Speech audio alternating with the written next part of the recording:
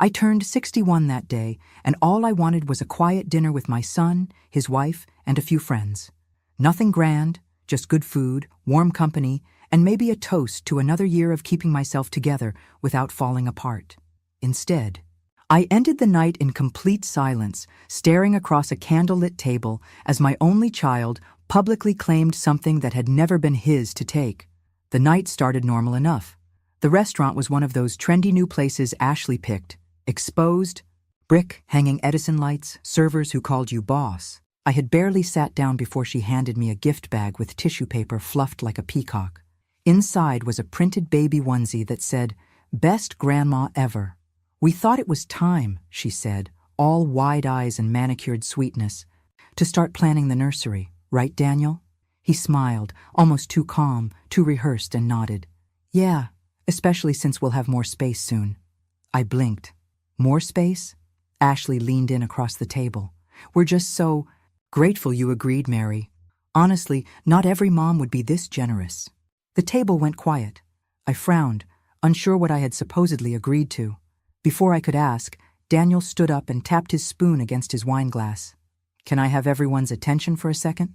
Before we begin, make sure to like and subscribe, and please tell me and others, what's one life lesson everyone should hear before it's too late? Share it in the comments below." "Thanks," he said, raising his voice just enough to make the servers pause. "Tonight's not just about celebrating my incredible mom's birthday. It's also about a big change for our family." Ashley took out her phone, recording. "We're moving into Mom's apartment," Daniel beamed. "It just makes sense. She doesn't need all that space anymore, and we're starting a family. It's such a gift, honestly, so generous. Let's raise a glass to the woman who made it happen." Glasses clinked. I didn't move. My fork hung in midair, limp in my hand. He looked at me, smiling too hard. "Right, Mom." The pressure in the room snapped into place like a trap springing. Shut. Ashley had the camera on me. Everyone stared, waiting for my reaction. I nodded, not because I agreed, but because I panicked. My brain froze. I felt like I'd been pushed onto a stage in the middle of a performance I'd never auditioned for. I forced a smile, took a sip of wine, and waited for the room to move on. It didn't. Not really. The conversation shifted, but I sat there, as the blood drained from my face, the meal turning to cardboard in my mouth. Ashley launched into how she'd redecorate the apartment. Paint swatches, crib placements, taking down the old lady curtains. She laughed and said, "Of course. We'll let you visit. You can still keep your plants on the balcony if you want." Daniel added, "We'll give you plenty of time to move. No pressure." They hadn't even asked me. They'd decided, declared, announced to my friends that my home, the place I'd shared with my late husband for 30 years, the home I'd cried in, slept in, repaired by hand after a pipe burst, was now their starter nursery. I excused myself halfway through dessert. Daniel gave me a look like I was being dramatic, but I just told them I wasn't feeling well. Ashley offered to call a rideshare. I declined. I walked 3 blocks in heels I hadn't worn in years, until my toes blistered and my chest burned. But it was the only way to get my thoughts to stop screaming. By the time I got home, my apartment felt different. Not safe. Not mine. I locked the door, checked it again, and then again. Their voices echoed in my head. Ashley laughing about my curtains, Daniel saying I didn't need the space. My husband's photos lined the bookshelf, and suddenly they looked like warnings, not memories. I sat at the kitchen table with my hands flat against the surface, and I couldn't move for almost an hour. When I finally did, I opened a drawer I hadn't touched in months, my husband's old file folders. Legal documents, wills, emergency contacts. The last time I looked through them was right after his funeral. I found something there I'd forgotten. A power of attorney form from 2 years ago, signed during a hospital stay when I had pneumonia. Daniel's name was on it. My stomach turned. I texted my lawyer at midnight and asked if it was still valid. The reply came in the morning. "If you didn't revoke it, yes. We need to talk." That's when it hit me. Daniel wasn't guessing. He wasn't asking. He was executing a plan. I didn't sleep that night, not even for a second. I kept seeing Daniel's face as he clinked that glass and made the announcement. The way he looked at me, not with love, not with hesitation, but with expectation, like I was a check being cashed. I sat on the couch with my robe wrapped tight, staring at nothing while Ashley's voice replayed in my head. "We're just so grateful you agreed." I never agreed. Not with words, not with looks. But I didn't stop it either. I let the performance go on. That was my mistake. And now it was already spreading. When I checked my phone in the morning, Ashley had posted a reel, slow panning. Shots of my living room, set to soft acoustic music, captioned, "The beginning of our family's next chapter, saying goodbye to Grandma's place, and hello to our new home." My couch, my bookshelves, my window with the lace curtains. 37 comments. So sweet of her to pass it down. Ah, she must be so proud. I scrolled until I couldn't breathe. Daniel had already emailed me a transition plan, a list of things they wanted moved out by the end of the month, along with suggested dates for the handover and a link to a Pinterest board titled Neutral Nursery Aesthetic. There were photos of my bedroom stripped down to a crib and rocking chair. I hadn't even responded to the dinner yet. I hadn't said yes, but they had. I called my lawyer before 9 a.m. Her tone was sharp the moment I mentioned Daniel's name. "On the old power of attorney. You need to come in. Today." I dressed like I was going to war. Pressed slacks, collared shirt, shoes that made noise on hardwood. I brought every folder, every deed, every old paper I could find. She flipped through it all, lips pursed. "You never revoked this, Mary. Technically, he has access to make some decisions on your behalf if you're deemed medically unable." "But I'm not," I said. "Correct. But if he had a doctor say you were showing signs of memory, decline, or exhibiting confusion, even just on a form, he could use this to challenge you in court.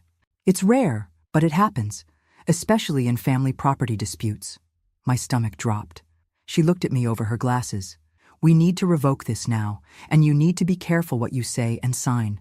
Everything needs to go through me. Do you understand?" I nodded. I didn't trust my voice. When I got home that afternoon, my key didn't work on the front gate. For 2 full minutes, I jiggled, twisted, panicked, until I realized the gate lock had simply been stiff with the cold. I felt like an idiot, but I also wondered, for one terrifying second, if they'd changed the locks. That night, I didn't cook. I didn't clean. I sat at my kitchen table and wrote out a list, everything I'd paid for in Daniel's adult life. His college tuition I'd helped cover when he lost his scholarship. His wedding, where I paid for the flowers and half. The catering. The emergency loan for their IVF treatments 2 years ago that never happened. They weren't even trying. They just said the word baby and knew I'd melt. And now, this. I walked into my bedroom and opened the closet. There were old photo albums on the top shelf. I pulled one down and flipped through the pages. Daniel in his Little League uniform. Ashley at the engagement party, smiling with perfect teeth. Me and my husband holding champagne flutes in this very apartment.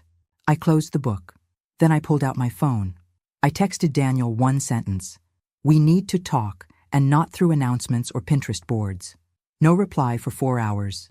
When it finally came, it was a single thumbs-up emoji. That's when I knew. I wasn't his mother anymore. I was his obstacle, a locked door, a name on a deed, something he needed to move out of the way, and he wasn't going to ask again. 3 days after the dinner, a manila envelope slid under my apartment door while I was in the shower. No knock, no doorbell, just the soft scrape of paper against tile. I didn't even notice it until I stepped out and nearly slipped on it with wet feet. I opened it right there in my towel, heart already racing before I unfolded the pages. It was a document titled Preliminary Transfer Agreement, Residential Property. There was a line for my name already filled in, another line for Daniel, and another for Ashley. The only one blank was the signature, mine. Attached was a cover note written in Daniel's voice, but clearly typed by someone else. "No rush, just need this signed before Friday to move forward with bank approvals. Thanks again, Mom." Bank approvals. That meant they weren't just planning. They were already using my home as leverage. I sat down on the edge of the tub, paper dripping from my hand. I texted my lawyer again and she called me within minutes. I sent her a photo of the document. Her voice dropped into something calm but firm. He's moving forward under the assumption this is already his. If you sign that, it's over. Don't even leave it on the counter unattended. Shred it. I said, he mailed it. She said, then that means he's creating a paper trail that makes it look like you're participating voluntarily. Don't respond. Do not engage in writing. That evening, I pulled out the filing cabinet again, determined to understand every scrap of paper tied to my name. That's when I found it. A health directive packet from 2 years ago, during my hospital stay when I'd had the chest infection. I had signed a few forms under stress, mostly boilerplate stuff, but buried in the packet was a limited authority. Designation, naming Daniel as my proxy for financial decisions during incapacity. I remembered it now. He'd brought it to me while I was hooked up to an IV, saying, just sign these so I can help with the insurance stuff. I hadn't even read them, just scribbled my name to get him off my back. My lawyer confirmed it later that night. If they found one doctor willing to claim I was forgetful or confused, they could try to challenge my ability to manage my own assets. It wouldn't be easy, but it would be enough to freeze me up in court. And if I had accidentally agreed to something over email or text without realizing the implications, they could spin that as consent. I went completely still. I replayed the birthday dinner, the way Ashley smiled while filming me, the way Daniel kept using past tense language. Mom agreed. She's letting us. She said we could. It wasn't sloppy. It was practiced. Rehearsed. He was narrating a version of the truth that they'd been building behind my back, and I had let them. I spent the next morning freezing my credit, securing my bank accounts, and revoking every form of power Daniel had ever held. I removed him from my emergency contacts. I changed the password to my financial apps. I started keeping every interaction in writing and screenshotting everything. I didn't reply to his texts anymore, but I saved every one. That evening, I called the building manager and asked who had accessed the security gate the night before. He hesitated, then said, Daniel used your spare key. He said he was checking on you. I hadn't asked him to. I hadn't been hurt. I hadn't even known he still had a spare. I asked if the lock could be changed. He said yes, but it would take a formal request. So I filed one. That night, I moved all my important documents into a metal lockbox and put it under my bed. I stopped drinking wine with dinner. I stopped taking sleep aids. I needed my mind sharp. I started journaling every single interaction I had with Daniel and Ashley in case I ever needed to prove my mental clarity. I even made a fake grocery list one night and added it to the journal to timestamp my handwriting. I wasn't being paranoid. I was being hunted. They weren't just hoping I'd hand over my home. They were building a case to take it without asking. The doorbell rang 2 days later, and when I looked through the peephole, Ashley stood there smiling like nothing had happened, holding a white gift bag and a cup of iced coffee with my name misspelled on it in marker. I opened the door halfway, not enough to invite her in. Just thought I'd stop by, she said, voice sugar-sweet. Wanted to check on you, and I brought your favorite, hazelnut cream, extra ice. She tried to hand me the drink, but I didn't move. You didn't text first. She laughed, lightly, brushing it off. I figured it'd be nice to pop in. You've been quiet. I let her stand there, hoping silence might make her leave, but instead she pushed the gift bag toward me. It's vitamins, she said, eyes wide like a child about to share a secret. Prenatals. We're hoping, but you already knew that. I blinked. You're pregnant? She placed a hand on her stomach dramatically, like she was already showing. Just a couple weeks. We weren't going to say anything, but after the dinner. She looked down, pretending to get emotional. It meant so much that you gave us your place. We feel like it's a sign. She wasn't pregnant. I knew it the moment she said it. Her eyes were too alert, too eager. And later, when she finally came in after I stepped aside for a second, she put her purse down and went straight to the kitchen, opened the fridge, pulled out a sparkling water, and drank it without checking the label. No one worried about caffeine or carbonation that casually if they were newly pregnant and anxious. But I didn't say anything. I just watched. She started walking through the apartment like it already belonged to her, talking about where the crib would go, how she'd repaint the walls, how she might knock out the narrow hall closet to open the space. I stood in the corner of the living room, frozen, listening to her redesign my home like she was flipping it for resale. "This bookshelf," she said, running her fingers along the top. "We can donate it, right? It's a little outdated." My husband built that bookshelf with his own hands 31 years ago. I didn't respond. She went on, opening drawers, peeking into the laundry room, commenting on what furniture was worth keeping. I followed her silently into the hallway. "We should probably convert this room into a nursery sooner than later," she said, gesturing toward my sewing room.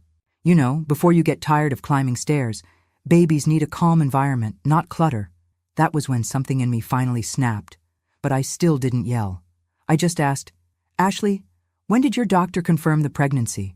She blinked fast, caught, then laughed awkwardly. "It's early. Too early for tests. I just know. So no ultrasound, no blood work." "I mean, we're going Monday," she stammered. "Anyway, you'll be the first to know, obviously." Obviously. The word rang in my ears like an insult. I watched her take her sparkling water back to the living room and scroll on her phone while her purse sat open on the kitchen counter. Inside, I saw a manila folder. I waited until she was in the bathroom. When I peeked in, I saw copies of my apartment floor plan, labeled with new furniture placement, and a printed Zillow estimate of its current value. She was staging the property. They hadn't moved in. They were flipping it in their heads, maybe even to someone else. I snapped a photo of the documents, returned the folder quietly, and sat on the couch before she came back out. "Do you want to stay for dinner?" I asked. She looked shocked, then smiled. "Sure. That'd be so nice." "Should I call Daniel?" I said. "No, just us." I served her frozen pasta and stale wine, let her get comfortable, then I watched her leave around 8, still smiling, still talking about color palettes and baby names, completely unaware. I had seen what was in her bag. I locked the door after her and pushed my heavy sewing machine in front of it. I wasn't scared. I was focused. I opened my phone, scrolled through my screenshots, and started a new folder called Proof. This wasn't family. This was fraud. And now I had evidence. The next morning, I woke up before sunrise and started packing. Not with boxes, but with information. I called my old friend Iris, a retired real estate agent who now lived 3 towns over and mostly spent her days tending roses and ignoring her ex-husband's texts. Iris didn't ask why I was calling at 6:11 a.m., just said, "Talk to me." And I did. I told her everything, every step from the birthday dinner to Ashley's fake pregnancy, the documents in the purse, the forged narrative they were spreading like a family fairy tale. Iris listened without interrupting, then said, "You need to get out before they realize you've caught on." She offered to help me list the apartment quietly through her network of private buyers. No public listings, no online photos, just word of mouth among serious cash clients.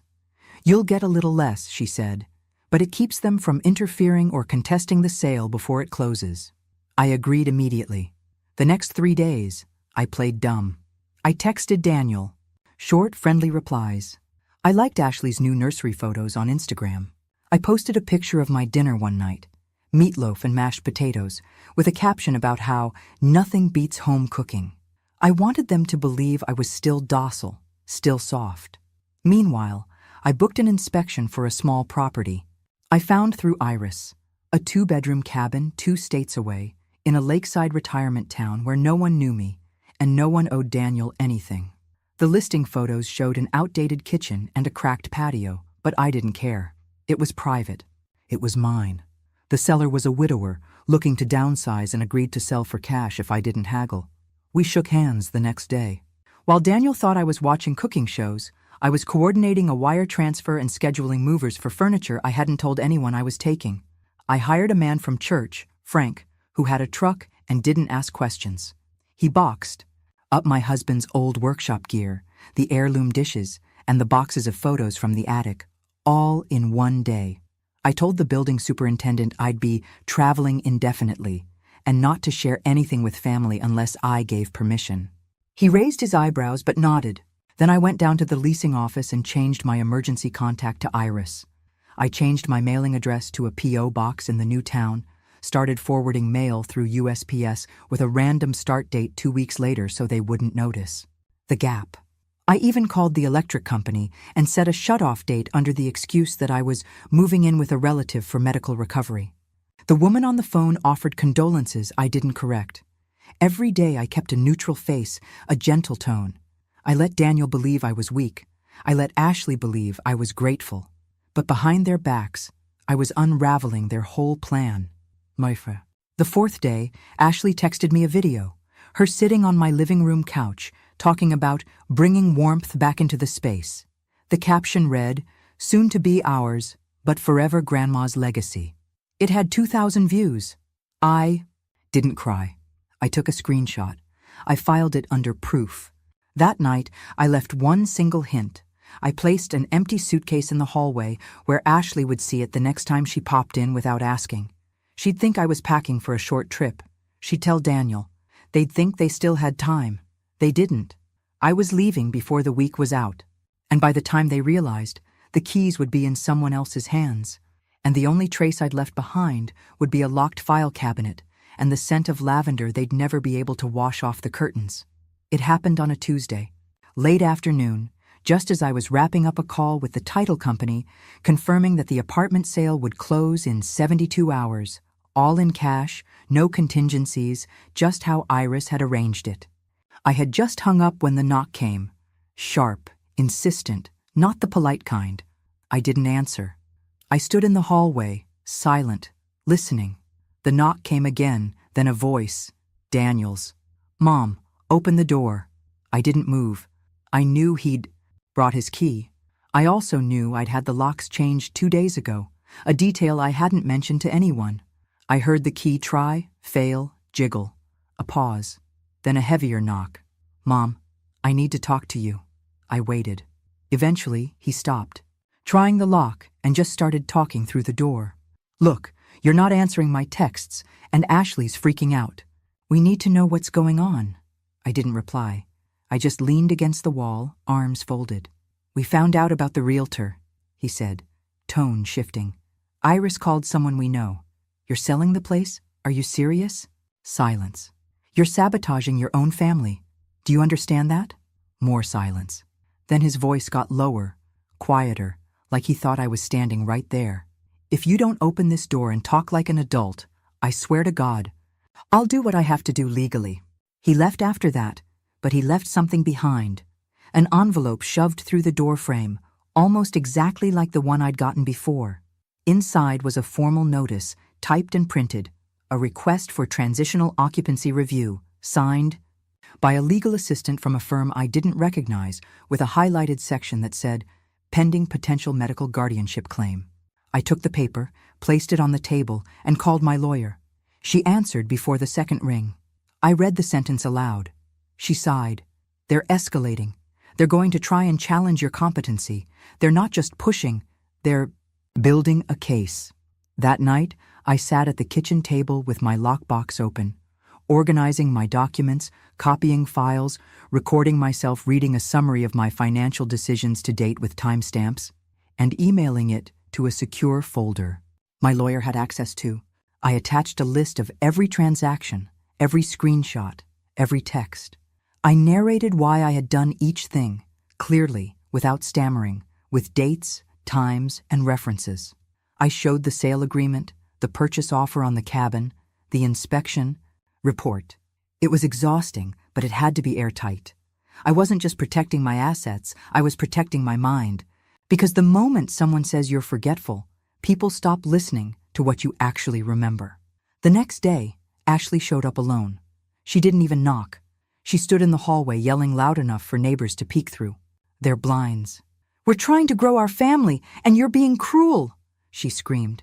"You said we'd have a home. You said we were welcome." She pulled out her phone, and I saw the little red light blinking. She was filming. I opened the door just enough to be seen, but not enough to be heard clearly, and I said only one word: "Leave." Her video caught that. Just that. Her crying. Me looking cold. That night, a video went up on her account titled, "When Family Betrays You, A Pregnancy Without a Home." It had music, slow fades, and over 4,000 likes within hours. People commented, "How could a mother do this?" Disgusting behavior from a boomer hoarder. She doesn't deserve grandkids. I screenshotted everything, saved every post, sent it all to my lawyer. The next day, Daniel texted me a single sentence. If you want to avoid court, sign the attached and we'll forget all of this. It was a PDF, a transfer of deed agreement. Ashley had signed it. Daniel had signed it. My name was left blank. I forwarded it without opening it. Then I texted Daniel back for the first time in days. You'll be served within the week. Do not contact me again. Then I turned off my phone. By sunset, I had my bags packed, my keys ready, and a note left behind for the buyers. Everything here is yours now, except the silence. That I'm taking with me. I left at 4:35 a.m., just before the sky began to change, when the streets were quiet and the only sound was my rolling suitcase crossing the cracked pavement outside the apartment I'd lived in for 32 years. I didn't look back. Iris met me 2 towns over with coffee and a smile that said everything she couldn't say out loud. The cabin was 4 hours away, tucked near a lake surrounded by trees and silence, and when I arrived, I didn't unpack right away. I just stood in the empty kitchen and exhaled so deeply it felt like I'd been holding my breath for months. I didn't check my phone. I knew what would be waiting, and I was right. When I finally turned it on 3 days later, there were 37 missed calls, 19 voicemails, and more than 60 texts, mostly from Daniel, a few from Ashley, and several from numbers I didn't recognize. But it was the group texts that made my stomach twist. Cousins, family, friends, even my own sister had been pulled in. Screenshots. Ashley had sent them the video of me kicking her out. Daniel had written a long message about how I'd abandoned them right when their baby was coming, how I'd flipped their home out from under them and ran away like a coward. The baby lie was still going, but worse. People were believing it. I didn't reply to a single message, but I read them all, and the disappointment hit like cold water. People who I'd hosted for holidays, helped with bills, called when their parents died, now saying things like, I hope you come to your senses, or family should stick together. It was clear. Daniel wasn't just rewriting our story. He was casting himself as the victim. But then something unexpected happened. My niece Melissa, the one who never liked Ashley, texted me privately. Aunt Mary, I don't buy any of this. You okay? I replied. Yes, safe and done. She sent back a heart emoji and said, call me if you ever need backup. I didn't cry, but I felt it. The quiet loyalty. It reminded me not everyone was fooled. The next day, my lawyer called to confirm the sale had closed. The funds were transferred, the deed filed. Legally, the apartment was no longer mine, and never Daniel's. I asked her about the guardianship threats. She said, they won't risk filing now. You've outmaneuvered them, and the social narrative won't hold in court once we show the real timeline. But you should update your will immediately. I already had. Weeks ago. Everything now went to a community trust that supported elder women starting over, my cabin, my savings, even the small life insurance policy I'd kept all these years. Daniel and Ashley were not only cut out, they were legally blocked from contesting it. That evening, I emailed the final copy to my lawyer, then poured myself a glass of water and sat on the front porch of the cabin, watching the sun disappear behind the trees. It was quiet, not lonely, just clean, wide open, quiet.